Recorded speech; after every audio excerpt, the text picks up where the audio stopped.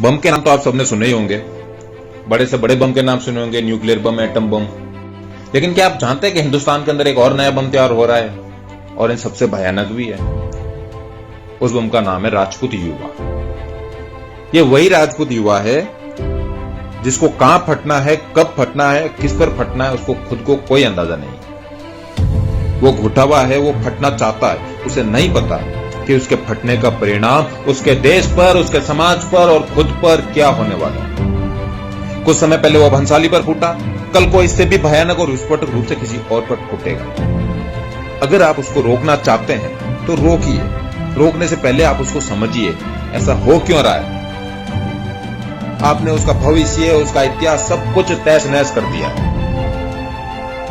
यह देश उससे समझदार होने की उम्मीद करता है, लेकिन उसे समझदार बनाने की कोशिश नहीं करता। आप उससे कहते हैं कि वो विचारों द्वारा विरोध करे, हिंसा द्वारा नहीं, लेकिन आप उस बात की कभी परवाह ही नहीं करते कि उसे विचारों द्वारा विरोध करने लायक बनाया कब आपने। राइट टू एजुकेशन में से उसका पत्ता काटकर आपने उससे उसका शिक्षा का अधिकार छीन लिया।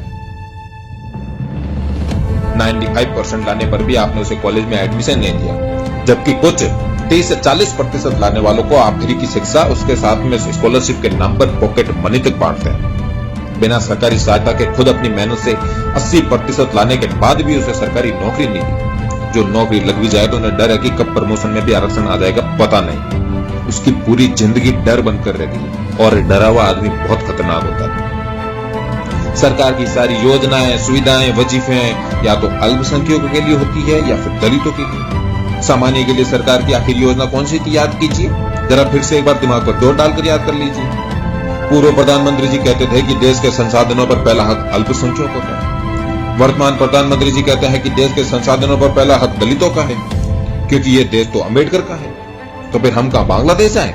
बार बार उसे इस देश का दोयम दर्जे का नागरिक होने का एहसास करवाया जा रहा है। देश की एकता के नाम पर उसे आरक्षण के भेदभाव को चुपचाप सहन करने के लिए कहा जा रहा है।